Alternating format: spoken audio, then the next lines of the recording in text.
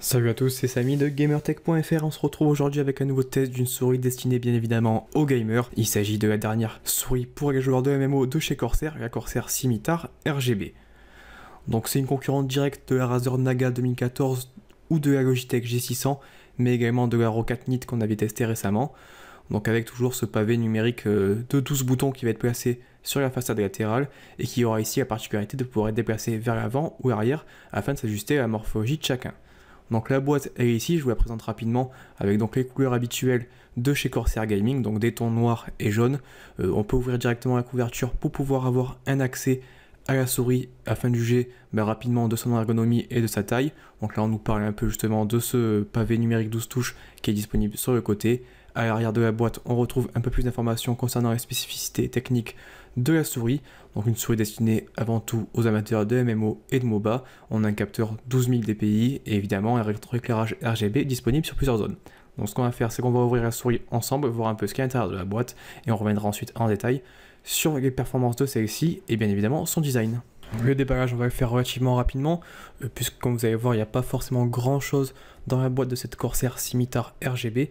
Donc on a évidemment dans un premier temps la souris ici, que j'ai justement un peu de mal à déloger, parce qu'en fait il faut faire passer, comme vous voyez, le câble dans le carton, puis après, ensuite dans le plastique. Bref, c'est pas forcément super évident.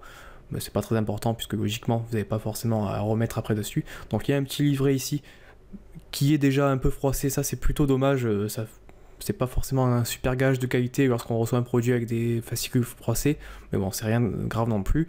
La souris, on la voit ici, elle est accompagnée, comme je le disais, de pas grand chose, si ce n'est un petit tournevis qui va être en fait ici accroché au câble et qui va nous permettre ensuite de faire translater ce petit pavé latéral disposant de 12 boutons. Donc la Corsair Scimitar RGB d'un peu plus près, la voici. Donc comme vous pouvez voir, c'est une souris qui est relativement imposante. C'est bien évidemment souvent le cas avec les souris destinées aux joueurs de MMO, puisque c'est le modèle où on retrouve le plus de boutons. Donc ici on aura un total de 17 boutons. Donc elle pèse à peu près 150 grammes, donc c'est pas forcément très léger, mais c'est pas non plus un problème pour les MMO, un peu plus si vous souhaitez jouer au FPS ou à des RTS avec cette souris.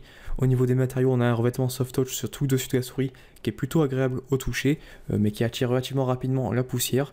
Et sur le côté gauche, on va avoir en fait un morceau en plastique ABS de couleur jaune qui apporte un peu de couleur à l'ensemble de la souris. Niveau look, c'est plutôt sympa. Si on zoome un peu sur la Corsair Scimitar RGB, on va retrouver donc bien évidemment les deux boutons principaux avec des clics un peu trop mous à mon goût qui manquent un peu de retour, mais c'est pas forcément un problème vraiment pour les MMO. Entre ces deux boutons, on va retrouver une molette vraiment très bien crantée et agréable à l'utilisation. Personnellement, j'aime bien, d'autant plus qu'elle a un rétroéclairage RGB et une petite texture en caoutchouc qui est plutôt sympa. Et au-dessus, on va retrouver donc deux boutons qui permettent de sélectionner les DPI. Et ce qui est plutôt sympa, c'est qu'on va retrouver en fait sur le côté des lumières qui vont être modifiées en fonction du DPI sélectionné. Donc ça va permettre de voir vraiment d'un coup d'œil sur quel niveau de sensibilité on est. Le seul petit problème, c'est que ces boutons ne sont pas forcément vraiment accessibles, un peu trop en retrait sur l'arrière de la souris à mon goût. Donc sur l'avant, on retrouve une autre zone de rétroéclairage, ainsi qu'un câble tressé d'une longueur d'à peu près 2 mètres, qui semble plutôt solide. On passe maintenant aux façades latérales de cette Corsair Scimitar, avec tout d'abord du côté droit, on va avoir une forme vraiment ergonomique qui permet de faire reposer l'annulaire plutôt facilement sur la souris, qui apporte un bon soutien, notamment grâce à un revêtement en élastomère texturé, qui rappelle celui de la Logitech G502 d'ailleurs, mais qui est vraiment très agréable à l'utilisation. De l'autre côté, on retrouve évidemment le point fort de la Corsair Scimitar, avec ce pavé numérique de 12 boutons, donc 4 colonnes de 3 boutons, qui vont permettre vraiment d'assigner de nombreuses actions, de nombreuses compétences directement sur la souris, et ça c'est vraiment un avantage aussi bien pour les joueurs de MMO que pour les joueurs de MOBA. Et la nouveauté par rapport à une Razer Naga ou une Logitech G600, c'est que ce pavé de 12 boutons va pouvoir être modifié donc vers l'avant ou l'arrière afin de pouvoir l'ajuster à la main de chacun, et ça c'est plutôt intéressant. Donc on a une petite vis ici qui va être placée en dessous de la souris et sur laquelle on va pouvoir tourner vers la droite ou la gauche afin de libérer en fait ce pavé et le faire avancer ou le faire reculer pour pouvoir positionner son pouce de façon optimale sur le jeu et donc gagner en efficacité. Donc c'est pas une personnalisation aussi poussée que sur la Rocatnit par exemple qui permet elle de vraiment changer les boutons et de mettre autant de boutons que l'on souhaite, mais ça reste quand même une bonne innovation de la part de Corsair. Toujours sur l'arrière de la souris, on va retrouver également donc 4 patins en téflon qui vont permettre d'assurer une glisse plutôt correcte si on reste loin des patins en céramique qu'on avait découvert sur la Mad 4 Rat Pro X. Au niveau de la prise en main, de par sa forme, la Corsair Scimitar RGB s'utilise surtout avec du palm grip, donc avec la main qui va reposer entièrement sur la souris. Donc avec cette position, on va pouvoir facilement accéder à la majorité des boutons, d'autant plus qu'on va pouvoir les placer comme je l'ai montré juste avant. On peut l'utiliser également sur du claw grip, donc là ça passe. Sur du fingertip, ça devient un peu plus compliqué, notamment sur les MMO, puisque ça demande généralement des longues sessions de jeu, et là on aura forcément une fatigue qui va se faire ressentir. Dans tous les cas, en palm grip, pas forcément de problème de confort, au contraire, c'est plutôt performant de ce côté-là, et on s'amuse vraiment bien avec cette petite souris. Alors juste rapidement, je passe sur le logiciel de Corsair Gaming, donc c'est le Corsair Utility Engine, donc on l'a déjà présenté sur d'autres tests de produits de Corsair, donc on va passer relativement rapidement ici.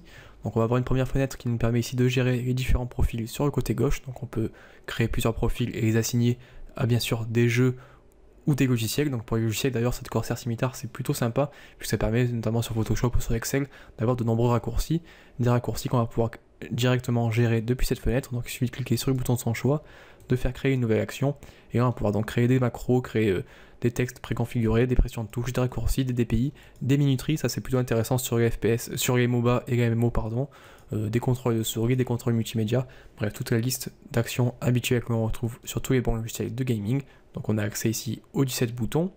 On a une deuxième fenêtre qui permet de gérer tout ce qui va être rétroéclairage. Donc on a 4 zones sur lesquelles on va pouvoir choisir plusieurs types d'éclairage, donc arc-en-ciel, couleur unie, changement de couleur ou impulsion rapide, avec à chaque fois la possibilité de changer la vitesse, donc lente, moyenne ou rapide. On a une troisième fenêtre ici qui permet de gérer donc les niveaux de sensibilité, donc ça peut aller de 100 à 12 000 dpi au maximum, et on pourra accéder à chaque fois à une couleur spécifique pour chaque sensibilité qu'on va retrouver, comme je l'ai montré précédemment, directement sur la souris à côté du pavé numérique. Donc ça c'est plutôt sympa, ça permet d'un coup d'œil de savoir sur quelle sensibilité on est, et 12 000 dpi c'est largement suffisant pour du MMO. On peut régler la vitesse du pointeur et également gérer tout ce qui va être hauteur de levage ou encore accrochage aux angles. À côté de ça, on retrouve ici 2 onglets supplémentaires, action et éclairage, qui vont permettre en fait de créer des effets un peu plus poussés. Donc action, c'est on va retrouver en fait toutes ces macros préconfigurées qu'on pourra ensuite affecter à différents profils. Éclairage, on va pouvoir créer des effets d'éclairage vraiment poussés. Donc en appuyant sur un bouton, on va pouvoir créer un effet arc-en-ciel, puis une ondulation de couleur, etc. Là, j'ai pas forcément passé dans les détails ici. Et on va avoir ici un onglet réglage qui va permettre donc de gérer les lecteurs multimédia. Donc ça va être pour tout ce qui va être gestion des touches multimédia directement depuis la souris. On peut accéder à un support, notamment avec un manuel d'utilisateur du logiciel qui est vraiment très fourni. Il y a à peu près plus d'une centaine de pages je pense, parce que c'est vraiment un des logiciels les plus complets au niveau des souris et des périphériques pour gamers. Donc ça demande un certain temps d'adaptation, même si les fonctionnalités principales et sommaires, on y arrive rapidement. Il y a des fonctionnalités avancées qui demandent quand même un petit coup d'œil dans le manuel d'utilisation. Bon, dernier petit point, on peut régler ici le polling rate, donc jusqu'à 1000 Hz. Au niveau des performances, la Corsair Scimitar RGB, elle s'en sort très bien. Donc comme on l'a vu précédemment, il y a un capteur de 12 000 dpi, c'est un capteur optique, je précise. Donc il faudra plutôt l'utiliser sur un tapis de souris, comme ici un tapis de souris de chez HyperX par exemple. Donc 12 000 dpi pour les MMO, c'est vraiment plus que suffisant, parce que la plupart des joueurs vont jouer généralement entre 1500 et 5000 dpi. Donc à l'utilisation, il n'y a aucun décrochage à signaler, la réactivité elle est vraiment très bonne. Les seuls bémols, c'est plutôt au niveau des interrupteurs des boutons, donc avec les boutons principaux qui sont un peu trop mous à mon goût, et pareil pour en fait le pavé numérique sur le côté, qui manque un peu de réactivité. Dans tous les cas, une fois qu'on a vraiment pris en main la souris, c'est vraiment très agréable d'utiliser tous ces boutons pour faire toutes ces actions, ces compétences, ces différents combos, etc. Ça apporte vraiment un certain avantage sur la MMO, notamment pour libérer de nombreux boutons au niveau du clavier, et ça c'est plutôt bien pensé. Donc voilà ce qu'on pouvait dire un peu sur cette nouvelle Corsair Scimitar RGB, qui est donc une excellente souris pour les joueurs de MMO, mais qui n'apporte finalement pas grand chose de plus qu'une Razer Naga, ou que même une Razer Naga Chroma qui elle fonctionne sans fil, ni par rapport à une Logitech G600 qui elle est un peu moins chère, et qui reste également très performante. Donc si on devait choisir aujourd'hui une souris pour MMO, on s'orienterait plutôt vers une Roccat Minute, qui est certes un peu plus chère, mais qui offre un degré de personnalisation bien plus important que cette Scimitar, malgré son pavé qui peut translater vers l'avant ou l'arrière. Dans tous les cas, ça reste une très bonne souris, performante, avec un capteur qui marche très bien. Donc voilà, pas grand chose à redire sur celle-ci. Si vous avez des questions, n'hésitez pas à les poster dans les commentaires. N'hésitez pas non plus à vous abonner à notre chaîne YouTube pour suivre plus de nos vidéos, ou encore à nous suivre sur Twitter ou sur Facebook. Et moi je vous dis à très bientôt sur gamertech.fr.